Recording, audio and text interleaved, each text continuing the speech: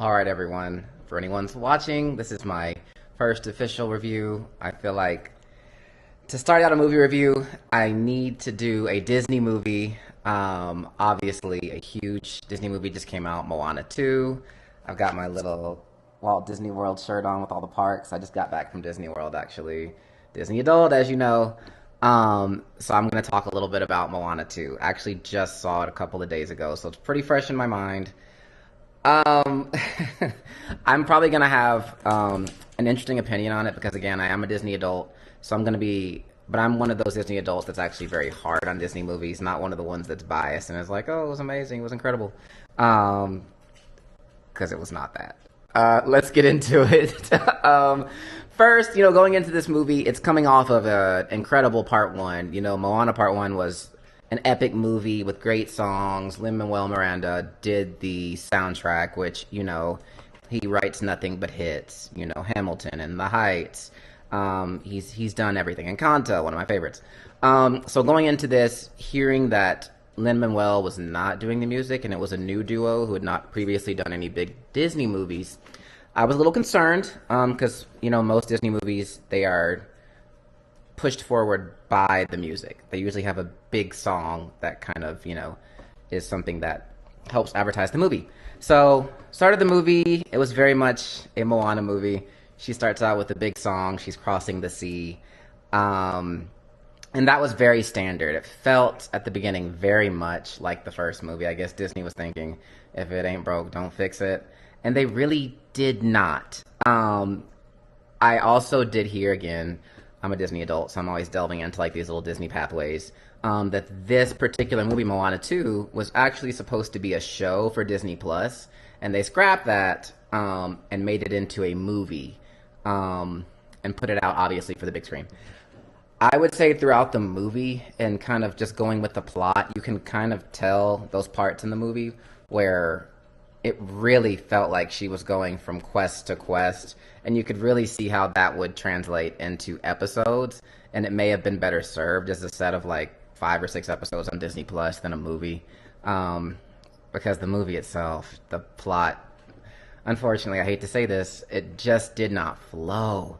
It was like 2 separate movies almost, because there was one spot where you're following Moana, she wakes up on an island and goes back to her home island.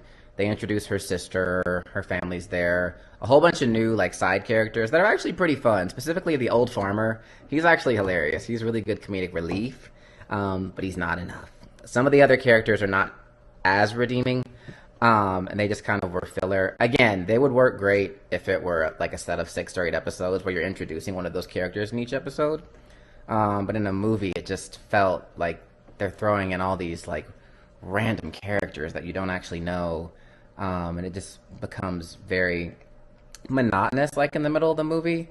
And then in terms of the trailers, you're trying to figure out what the movie's about. And Disney was pretty tight-lipped about the actual plot for this movie, probably because there was no plot. But I would say, they introduced a villain in some of the trailers. It was the lady walking upside down in the Batcave in the trailer, who ends up not being a villain at all. You meet her about midway through the movie. Her name's Matangi. She probably has the only redeeming song in the movie, I would say. It's a catchy little tune. But otherwise, I would say that was really the only good song in the movie. The songs were not bad. Let me go back. The songs were not bad at all. They were very good pop songs.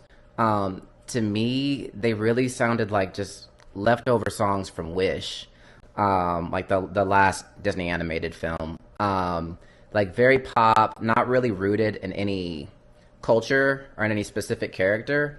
Whereas Moana 1, those songs were ingrained in her culture, her Polynesian culture, and who she was, and it made sense. The new songs, they're all just very generic pop songs that really didn't have any meaning, and they weren't all that great outside of the Matangi song.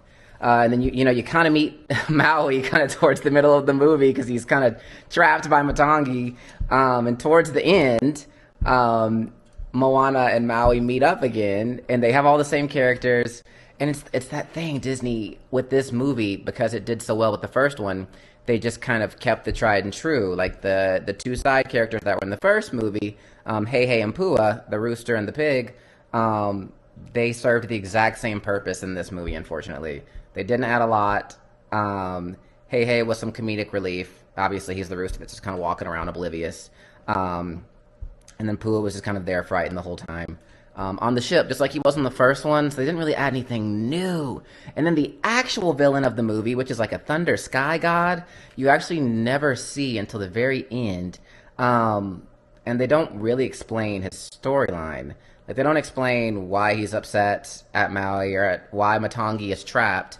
And going back, it's funny because there's one scene where you start to get Matangi's backstory, and she's trapped in the cave and she can't leave, but she helps Moana leave to help stop the god that's trapped her, so that one day she can escape. And she makes a line, basically saying, if you defeat the god, maybe one day we will see each other. I hope to escape this cave.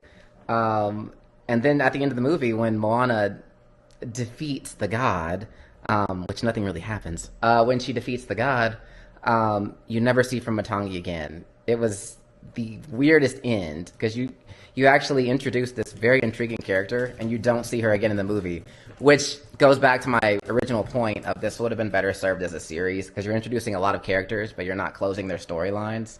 So it feels more like a TV show than it does a movie, and it just felt incomplete. The songs felt just very generic. Generic pop songs that any Disney princess could have sung. Specifically one that was not of the Polynesian culture. So that was a bit of a letdown. I will say the positives. The voice acting was excellent. Ali Cavallo is incredible, as she always is. The Rock, Dwayne Johnson did great with Maui. The animation is incredible. It's a beautiful movie. The colors, just the way it looks, that was excellent. So from that standpoint, it was great. The story felt disjointed, not really there, not really complete. You don't actually really get to see a villain. And the characters that are really interesting, like Matangi, you don't really get enough of. By the end of the movie, it doesn't really end. At the end of the movie, it just makes you think, oh, there'll be another episode. Like in a TV show, like I keep saying. So I would say for this movie, this is a tough one again because I'm a Disney adult.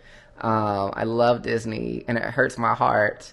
If I had to give it a prescription, it would be prescribed a 6.5 out of 10.